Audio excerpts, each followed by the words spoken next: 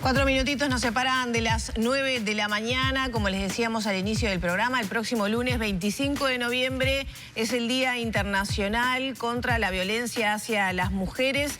Y bueno, para conocer un poco cómo llegamos este año a esta marcha particular, porque viene muy pegada a las elecciones, es que recibimos a Andrea Tuana, directora de la ONG El Paso y referente en la temática vinculada a igualdad de género y violencia de género. Bienvenida, Andrea. ¿Cómo estás? Muchas gracias. Bueno, ¿cómo llegamos a este 25 de noviembre en un contexto muy particular, ¿no? Tras la campaña, al otro día de las elecciones. Bueno, yo creo que es un contexto de oportunidad porque el lunes, si fuéramos muchísimas personas quienes vayamos a esa marcha, también es una señal y un mensaje para, bueno, a quien le toque conducir los destinos del país en la próxima administración, pueda ver que este es un tema relevante, un tema que desde hace muchísimos años salimos a la calle, los 8 de marzo, pero también los 25 de noviembre, a decir hay que priorizar el tema, hay que jerarquizarlo y hay que hacer mucho más de lo que se viene haciendo. ¿Este tema fue el gran ausente de la campaña? Sí, claramente. Y eso realmente preocupa, porque cuando un tema no aparece, no se lo nombra, por más que esté en los programas o bueno, en realidad no existe como priorización. Entonces yo creo que tenemos que insistir en esto. Hay que priorizar, así como por suerte se empezó a hablar de primera infancia y de salud mental, que han sido dos temas que también, ¿no?, hemos empujado mucho, porque la primera infancia sufre los temas de violencia. Imagínate, ¿no?, las mamás víctimas de violencia y esos niños creciendo en esos hogares. También se tiene que empezar a hablar de este tema que sí sigue siendo un ausente. Mucho de lo que se va a reclamar el próximo lunes, nosotros lo vemos cotidianamente, diariamente, dando 1, 2, 5, 6 noticias vinculadas a casos de violación, de abuso, de acoso, de suicidios como consecuencia de... Y te quiero preguntar, Andrea, en este contexto, que pareciera que la información, no sé si se da a conocer más, si hay más casos, estamos retrocediendo en materia de violencia contra las mujeres. Y si de alguna manera queda solapado también por esos discursos de denuncias falsas. ¿Qué análisis se hace en esa línea? Bueno, sí. Lo que nosotros venimos viendo es... Esto es cíclico, ¿no? Cuando hay, en los procesos sociales, cuando hay avances importantes en términos de conquista de derechos o de transformaciones que van generando nuevas posibilidades, ¿no?, para poblaciones que estaban discriminadas, también empieza a haber un contrafuerte, ¿no?, un contrapeso que lo que pretende es volver a ese orden clásico de las cosas, ¿no? En este momento, o sea, desde ya hace unos cuantos años venimos advirtiendo, no solamente en Uruguay, sino en la región, un proceso de lo que se llama backlash o contramovimiento que quiere frenar el avance en la defensa de los derechos de las mujeres, de las infancias, en la protección de violencia. ¿Cómo se hace eso?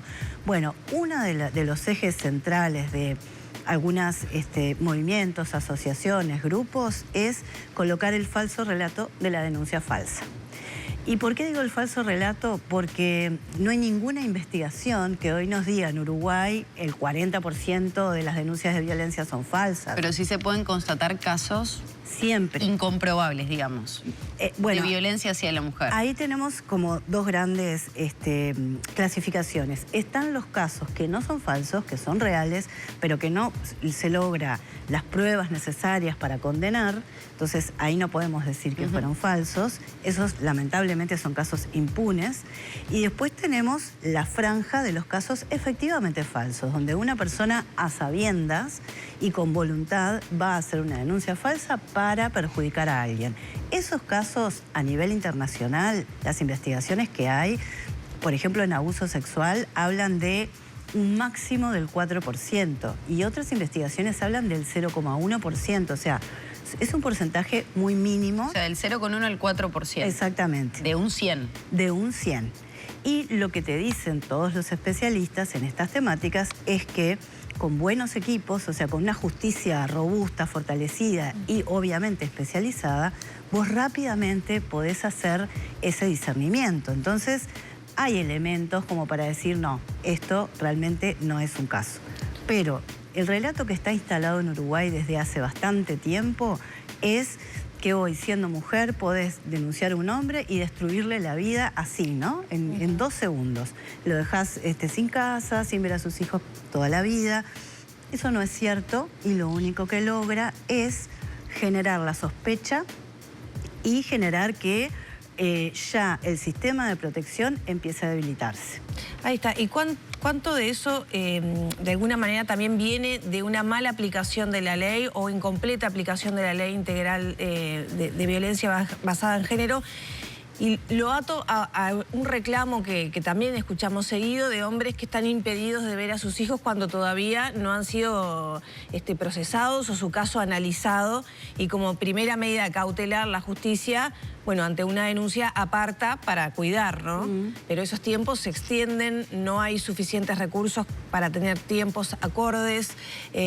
¿Cuánto de eso también se debe entonces a una incompleta aplicación de la ley? Y bueno, claro, cuando tú tenés una ley que da garantías para todas las partes, porque no es cierto que la ley de violencia basada en género no da garantías para las partes. La ley de violencia basada en género da garantías para todas las partes. Lo que hace es dar una protección determinada, con determinadas herramientas, para evitar las situaciones más graves como los femicidios, la reiteración de los abusos sexuales. Entonces, tú pones una medida provisoria. ¿Qué pasa? Cuando el sistema no funciona, cuando no hay la cantidad suficiente de equipos técnicos que además tengan especialización, de jueces, o sea, vos no podés ser un juez y atender cientos de casos, porque cada uno de esos casos son complejos y estás teniendo que tomar una decisión que es central en la vida de las personas. Entonces, necesitamos más jueces, necesitamos más fiscales, más equipos técnicos, necesitamos también fortalecer todo el sistema quizás le podemos decir periférico, pero que también es central, pero que da informes al Poder Judicial, como la salud, la educación, INAU, MIDES. Cuando vos tenés un sistema que está colapsado y que no tenés abogados defensores para las dos partes, porque eso lo han dicho también la Asociación de Defensores de Oficio, claro que las cosas van a funcionar mal. Obviamente que las que están más en riesgo ahí son las mujeres y los niños. Porque si vos no podés evaluar adecuadamente, capaz que se empiezan a generar prácticas de desprotección. Pero también te puede pasar que vos seas un papá injustamente denunciado y que estés esperando meses porque no hay técnicos. Ahí la falla entonces es del sistema. Exactamente. No es de la ley. La falla no es de la ley, o sea, la ley no tiene ninguna falla, todo lo contrario. La ley es muy buena, es garantista. Si se aplicara esa ley, realmente las cosas se harían mucho mejor para todas las partes. Entonces yo creo que hoy el sistema que tenemos, si bien tiene cosas que ha mejorado respecto de antes de la ley 17.514 y la 19.580, claro, las denuncias han crecido exponencialmente, o sea, cada año van creciendo más y el sistema no ha ido acompasando. ¿Hay más casos o hay más denuncias? Es difícil de decir eso. Yo siempre me inclino a pensar que hay más denuncias porque nosotros venimos desnaturalizando un sistema que estaba normalizado. Entonces, cuando vos empezás a darte cuenta que eso que viviste en realidad fue violencia, esa violencia ya estaba, ¿no?, en tu vida, vos la viviste. Lo que pasa es que ahora estás interpretando y mirando de otra manera. Pero bueno, igual, de todas maneras, siempre hay que dejar una puerta abierta. Y lo que sí quiero decir es la violencia vicaria. Esa es una forma de violencia que cada vez la estamos viendo más.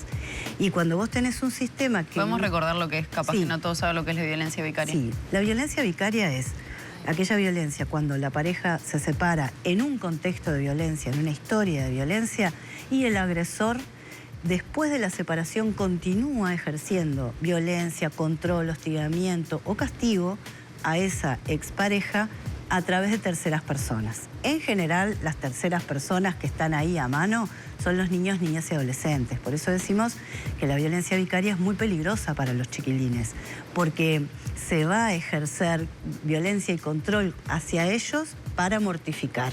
Por ejemplo, usar a tus hijos para que estén controlando, mirando, ¿no? Si la mamá se compró ropa nueva, a qué hora va al gimnasio, si tiene un novio, ¿no? Estas preguntas permanentes, estar todo el tiempo diciéndole a tus hijos que tu madre no sirve para nada, que lo que te hizo, que lo que me hizo, o victimizándose también para que los chiquilines se angustien y se sientan mal.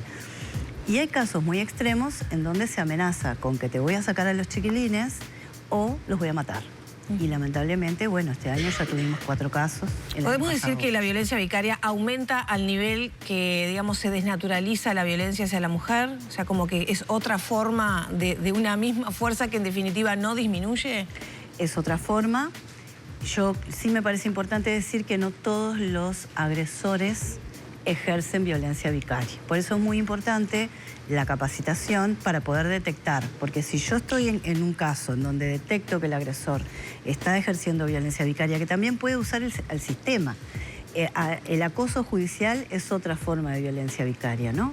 Hacerle múltiples denuncias para tenerla todo el tiempo en esa situación, hacerla gastar plata, bueno, en fin, millones de cosas. Tenemos que detectarlo, ¿por qué? Porque cuando hay violencia vicaria aumenta el riesgo de los chiquilines. Entonces eso es muy importante. Este año se celebra además el 25 de noviembre en un año muy particular, por ejemplo, con la muerte, ¿no? El suicidio de Milagros Chamorro, que desnuda de alguna manera una realidad que viven no pocas, lamentablemente, mujeres. ¿Qué señal da eso del abordaje que desde el Estado, las instituciones, las redes que se le tienden a muchos casos niñas, ¿no? que transitan situaciones de vidas completas en muy mala forma después de haber sido víctimas de violación? Bueno, yo creo que lo que decimos siempre, primero hay que ir, digamos, a la prevención, que es esta insistencia de la educación sexual integral, porque cuando vos tenés educación sexual integral, podés identificar mucho antes lo que te está pasando y pedir ayuda. Entonces, muchas niñas viven situaciones de violencia, abusos, malos tratos desde pequeñas y transitan toda una vida, claro, después con un montón de síntomas y de problemáticas que luego el sistema no lo ve, no ve que la causa es el abuso sexual. Entonces las intervenciones no llegan a tiempo y no son adecuadas.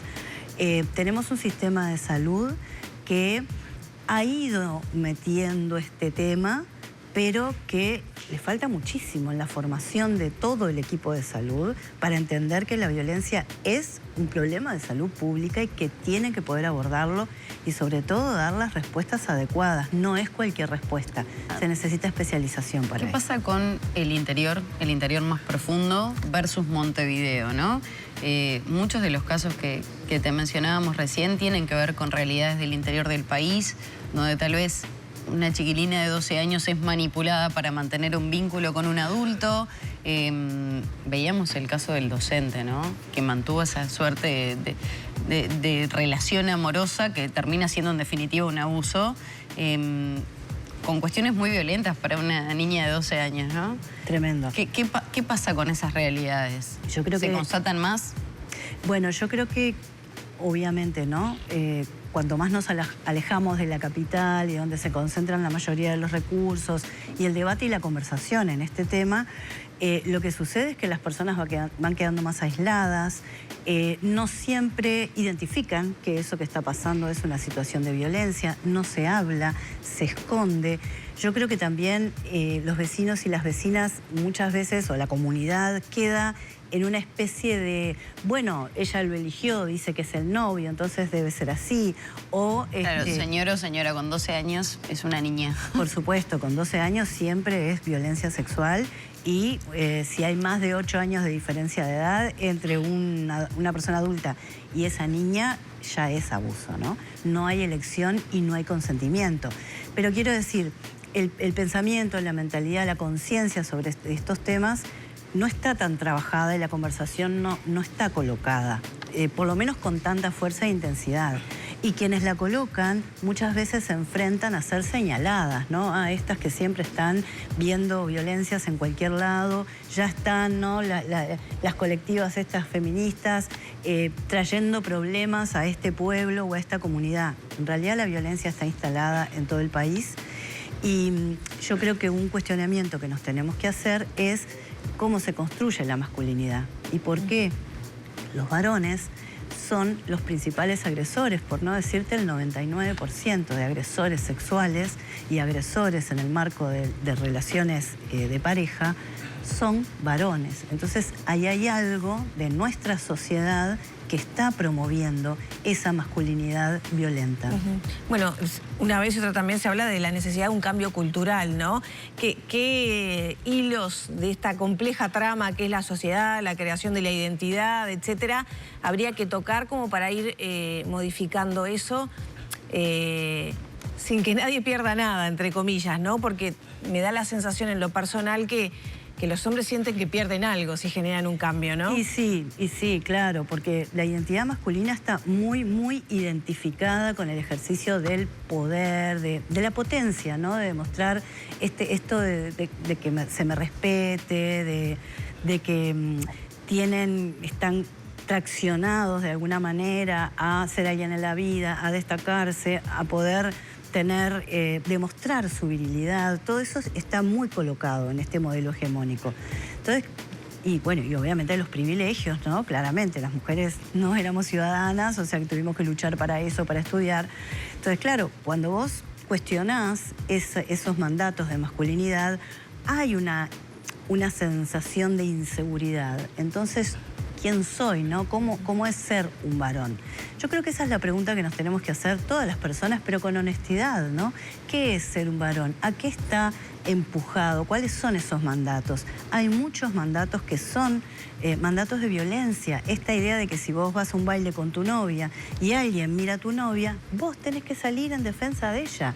Y tu novia se puede defender sola. Puede perfectamente decirle a esa persona, ¿qué me mirás desubicado?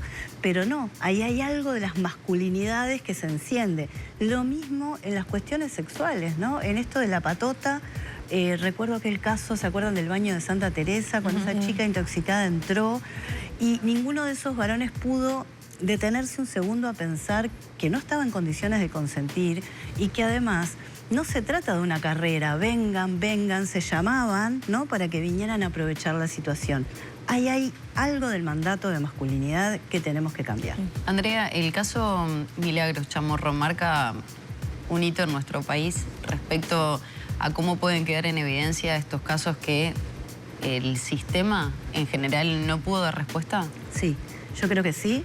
Creo que es un caso emblemático, creo que es un caso que nos va a impulsar para insistir en la imprescriptibilidad de los delitos sexuales, que ha sido uno de los temas que no se ha podido colocar en la ley, 19.580 cuando se votó, que se pretendió pero no se pudo, y creo que este caso nos impulsa y nos da más ánimo.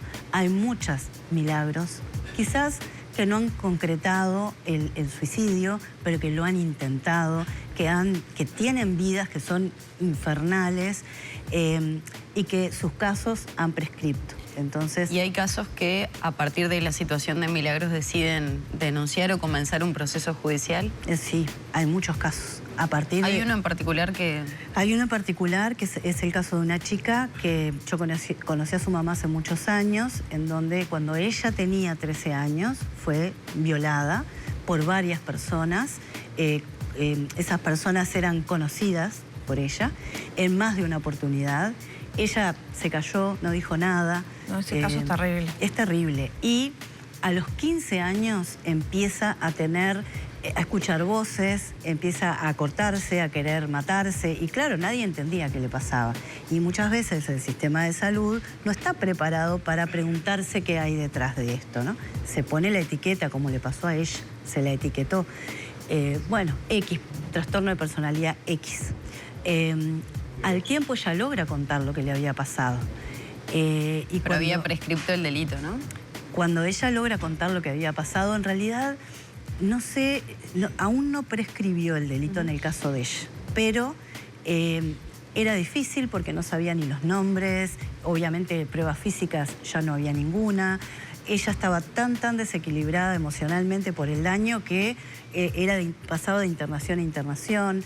Ahí hay una respuesta de salud que no llega en tiempo y forma, que lo único que se hacía era, medicar, internar, pero no se estaba dando una atención especializada al trauma que esa adolescente había vivido.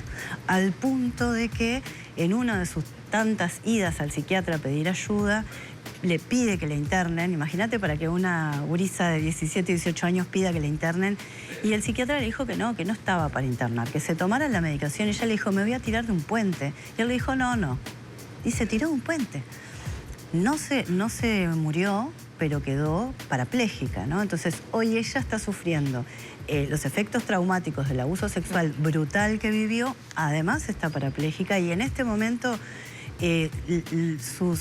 lo que se le ha pedido al MIDES, las ayudas que se han pedido están trancadas, o sea, no tiene ni silla de ruedas, ni grúa, ni pañales, o sea, es una situación que por todos lados donde la mires se falla en la respuesta, ¿no?